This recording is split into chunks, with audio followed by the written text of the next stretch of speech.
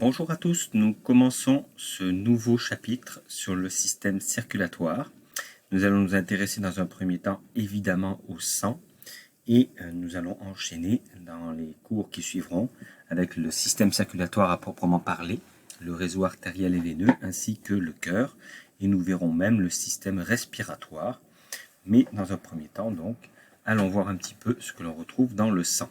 Alors ce que l'on voit à l'écran, ce sont des cellules sanguines. Les cellules rouges que vous voyez ici, ce sont des cellules qui ont deux objectifs principaux. Transporter le dioxygène qu'on a récupéré lors de l'inspiration et transporter le dioxyde de carbone qui a été créé dans les cellules pour s'en débarrasser au moment de l'expiration. Une personne en moyenne a environ 4 à 7 litres de sang qui circulent dans tout son corps. Donc en gros, là, pour avoir un ordre d'idée, vous imaginez les deux petits réservoirs qui sont là. Donc c'est à peu près ces deux réservoirs de sang qui se promènent dans notre corps. C'est quand même un bon volume. Et évidemment, ce sang, c'est un liquide qui circule partout et dont l'objectif est d'arroser les cellules, d'irriguer les cellules, exactement comme quand on arrose nos plantes. Donc lui, il transporte tout ce qui va permettre aux cellules de fonctionner. Mais il a un deuxième rôle, c'est de récupérer les déchets créés par les cellules et d'envoyer ces déchets dans les endroits qui sont capables de s'en débarrasser. Alors pour faire avancer ce sang dans les tubes, dans les artères et les veines, eh bien, on a besoin d'une pompe. C'est le cœur qui va pousser le sang un petit peu partout dans le corps. Alors on a un lien à faire avec la digestion. Évidemment, lorsque l'on mange, eh bien, on en a parlé en détail, on va récupérer des petits morceaux d'aliments qui ont été découpés grâce à toutes les enzymes digestives qu'on a pu croiser. Et c'est dans l'intestin grêle que les nutriments vont être récupérés et qu'ils vont rentrer dans le sang. Donc c'est la façon qu'a le sang de s'enrichir, de récupérer les nutriments, les molécules importantes pour le fonctionnement des cellules. Alors qu'est-ce qu'on retrouve en gros dans le sang? Eh bien en fait, en réalité, le sang est constitué essentiellement d'eau qui contient plein de nutriments, donc c'est ce qu'on appelle le plasma. C'est, je dis de l'eau évidemment, mais il n'y a pas que de l'eau, donc à l'arrivée ça a une légère couleur, comme vous voyez ici, une couleur légèrement jaune. Donc le plasma, c'est le liquide principal, c'est le volume principal évidemment qu'on retrouve dans le sang. À l'intérieur de ce plasma, on a énormément de cellules de couleur rouge qui s'appellent les globules rouges. Donc vous les voyez ici représentés, ils ont une forme arrondie, légèrement creusée. Donc je viens de le dire, ils ont comme rôle le transport du dioxyde de carbone et du dioxygène, on y reviendra. On y retrouve également quelques immenses cellules que vous voyez ici en gros, qui sont appelées les globules blancs. Alors même s'ils sont en mauve dans le dessin que vous voyez, ils ne sont pas mauves en réalité. En réalité, ils sont plutôt transparents. Quand on les voit mauves comme ça, c'est qu'ils ont été colorés en laboratoire pour qu'on puisse les observer. Alors ce sont les principaux soldats du système immunitaire, nous allons voir ça en détail. Et on retrouve une troisième catégorie de cellules, les plaquettes, que vous voyez ici représentées comme des petites étoiles, si on veut, et qui ont comme rôle la coagulation. Donc, en cas de blessure, en cas de coupure, elles vont rapidement se réunir et former un réseau, une toile, pour empêcher le sang de sortir des tubes. On va y revenir en détail également. Alors les globules rouges, en gros, au microscope, on peut les voir. On les voit même très bien. Ils ont cette coloration, comme vous voyez, rose au microscope, et ils sont en fait plutôt dans le rouge en réalité. Et ils sont de forme proche de l'ovale rond. Et ils ont deux noms. Alors ils ont un nom qu'on retrouve de temps en temps, qui est un nom un peu plus complexe que globule rouge, qui est hématie. Donc ce mot est utilisé régulièrement. Et ils ont un nom véritablement plus compliqué, un nom scientifique. Alors je vous le présente ce nom parce que vous allez voir, ce qui m'intéresse de ce nom, c'est la fin. Donc le site à la fin. Donc érythro, en grec, ça veut dire rouge, donc en ancien grec. Et site, ça veut dire cellule. Vous allez voir pourquoi je vous présente ce mot-là. C'est que toutes les autres cellules qu'on va croiser vont avoir le même suffixe. Donc site pour cellule. Donc ça veut dire en fait les cellules rouges, tout simplement. Alors ils représentent quand même presque 44% du volume du sang. Donc vous voyez, le principal volume du sang, c'est le plasma, dont je vous parlais tout à l'heure.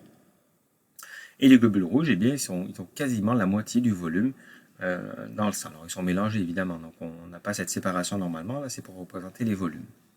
Alors, ils transportent le dioxygène et le dioxyde de carbone, nous y reviendrons plus tard. Petite parenthèse sur une molécule qui est utilisée par certains sportifs et qui est considérée comme du dopage, qui s'appelle EPO, l'érythropoïétine. C'est une molécule qui permet d'augmenter la quantité de globules rouges qu'on a dans le sang, ce qui améliore évidemment le transport de dioxygène. Donc, certains athlètes ont monté leur taux à 60% de volume. Donc, vous voyez, au lieu d'avoir 44% de volume sanguin, eh bien, elles ont monté à 60%, ce qui rend le sang plus visqueux, plus collant, ce qui est très dangereux pour la santé, ce qui peut entraîner des accidents cardiovasculaires, des crises cardiaques en fait. Donc c'est considéré comme du dopage. Alors, qu'est-ce qui transporte dans le globule rouge, qu'est-ce qui transporte le dioxygène ou le dioxyde de carbone? C'est une molécule qui s'appelle hémoglobine. Vous l'avez peut-être entendu déjà ce mot-là. Donc vous voyez ici, si on zoome à l'intérieur d'un globule rouge, on va voir cette molécule qui ressemble à une sorte de fil enroulé sur lui-même dans tous les sens. Et à 4 endroits, dans cette molécule, on peut avoir un dioxygène qui se fait transporter, ou un dioxyde de carbone. Alors, ces globules rouges sont aussi représentés dans un petit dessin animé assez connu. On les voit en train de transporter des bulles de dioxygène, donc c'est leur rôle. Il y en a un immense nombre d'hémoglobine. On a 400 millions de molécules comme ça dans un globule rouge. Vous imaginez là-dedans le nombre de dioxygène qui peuvent être transportés, ou de dioxyde de carbone évidemment. Certaines personnes manquent de globules rouges. On appelle ce problème de santé une anémie. Donc le AN devant le mot, ça veut dire qu'il n'y en a pas. Hémie, c'est le sang. Okay, donc il n'y a pas assez de sang. Alors il y a deux possibilités. Soit il n'y a pas assez de globules rouges dans le sang, ce qui est le cas ici, ou il n'y a pas assez d'hémoglobine dans chaque globule rouge. Et à l'arrivée, le problème est le même. Il n'y a pas assez de transport de dioxygène ou de dioxyde de carbone, ce qui est un problème de santé évidemment. Alors les globules blancs, ceux qu'on voyait tout à l'heure en mauve, vous les voyez ici au microscope. Encore une fois, ils ont été colorés en laboratoire pour qu'on puisse les voir, sinon ils seraient transparents, on ne verrait rien. Donc là, ils apparaissent mauves. Et bon, eux aussi, ils ont un nom scientifique. Et vous allez voir qu'ils sont construits, le nom est construit de la même manière que pour les érythrocytes. On les appelle les leucocytes. Alors, cyte, ça veut toujours dire cellule, et leuco, ça veut dire blanc, leucos. Donc, les globules, les cellules blanches. Alors, que font ces globules? Eh bien, ils ont comme rôle la défense immunitaire. On va voir ça en détail dans quelques instants. Ils sont capables de repérer des agents infectieux, virus ou bactéries, et de les attaquer et de les détruire éventuellement. Alors il y en a beaucoup moins, vous voyez à l'écran, il y en a beaucoup moins en nombre que des globules rouges, et ils ne représentent que 1 à 2% du volume sanguin. Comme vous voyez ici, mélangé aux plaquettes, c'est 1% du volume, donc il n'y en a pas tant que ça. Alors, on va en voir quelques-uns des différents. Vous n'aurez pas à tout retenir par cœur ce que je vais vous dire, mais c'est quand même intéressant de voir comment ils fonctionnent. Premièrement, on a une première catégorie de globules blancs qui circulent dans le sang, qui sont appelés les granulocytes, les cellules avec des petits grains. Alors regardez ici, ça fait référence aux différentes sections mauves qu'on voit à l'intérieur. Donc une section mauve, une autre section, comme s'il y avait 3 grains de raisin, les uns derrière les autres, mauves au milieu de la cellule. Alors eux, ce sont des cellules qui sont capables d'attaquer à peu près n'importe quel agent infectieux. Ils vont le faire relativement lentement et pas très efficacement. Mais ils ont le mérite d'être là en permanence. Donc dès qu'ils repèrent par exemple une bactérie ou un agent infectieux, là, représenté par ce dessin, eh bien, ils vont essayer d'intervenir. Donc la plupart du temps, ce qu'ils vont faire, donc ceux-là, ne retenez pas leur nom précis, ils peuvent attirer d'autres granulocytes pour essayer de gérer le problème. Les voilà, donc ils ont appelé d'autres copains, vous voyez, qui ont le même milieu, là, le même noyau en différentes sections colorées. Et à eux trois, tous ensemble, ils vont essayer de détruire l'agent infectieux, la bactérie ou le virus. Alors en fait, littéralement, il y en a certains qui sont capables d'attaquer les agents infectieux et les autres vont être capables de manger, c'est-à-dire de découper, littéralement d'avaler les morceaux qui auraient pu apparaître après l'attaque.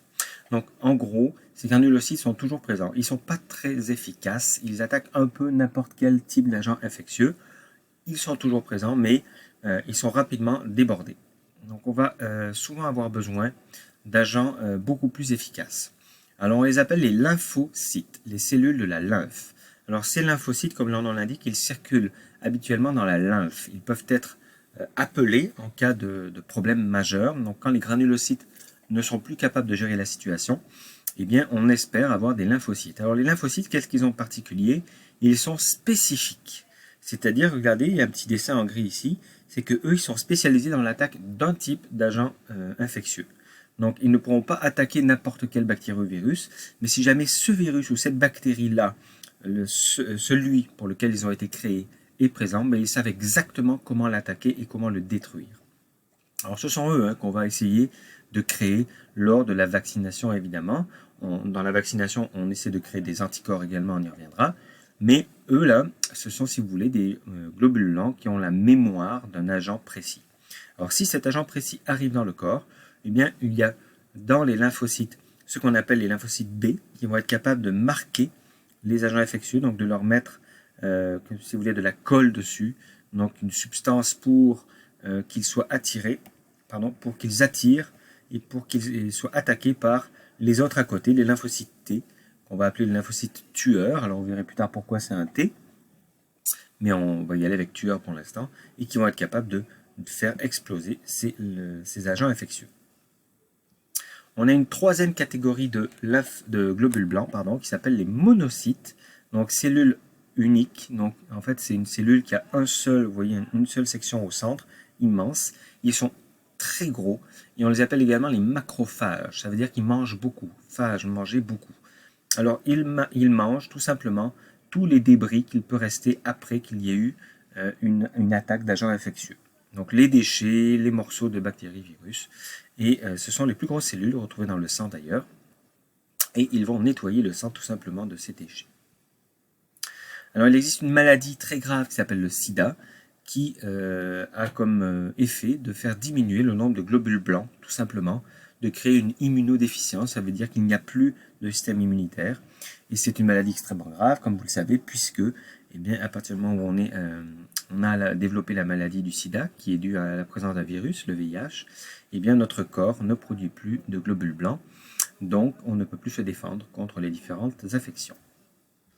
On va rapidement parler de la diapédèse, qui est le mécanisme qui permet à certains globules de circuler en dehors des artères et des veines. Donc imaginez, vous êtes blessé, il y a un petit clou qui vient de rentrer avec des petites bactéries autour, donc vous êtes planté quelque chose dans le pied.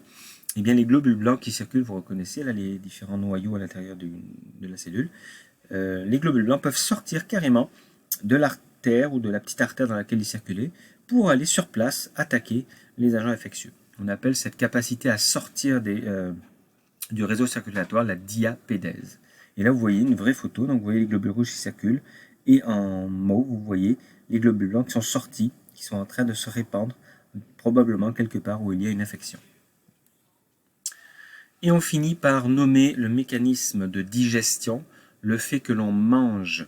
Donc ces cellules qui sont capables de manger, eh bien on les appelle on les a déjà vus, monocytes ou certains granulocytes. Et ce qu'elles réalisent, c'est ce qu'on appelle la phagocytose. Donc manger, des cellules qui mangent. Vous voyez ici une photo prise au microscope où on voit cette cellule qui avale un morceau de quelque chose. Donc ce mécanisme de manger littéralement les corps étrangers ou les morceaux, on appelle ça la phagocytose. On termine avec les plaquettes qui ont comme nom les thrombocytes. Donc les cellules qui sont capables de se regrouper en cas d'hémorragie, c'est-à-dire en cas de sang qui se répand en dehors du corps, en dehors des tuyaux, eh bien elles vont se regrouper, donc les thrombocytes vont se regrouper pour faire un réseau comme une toile d'araignée pour bloquer la sortie des globules rouges. Regardez ici, ils sont en train de se réunir en blanc et ils sont en train de faire un bouchon pour empêcher les globules rouges de sortir. On appelle ça la coagulation, le fait de bloquer la sortie des globules rouges. Une petite maladie qui est liée à un manque de plaquettes qu'on appelle hémophilie, c'est pas une petite maladie d'ailleurs. Donc c'est une maladie qui est caractérisée par une absence de plaquettes, ce qui fait que la coagulation est très difficile. Voilà pour ce premier cours.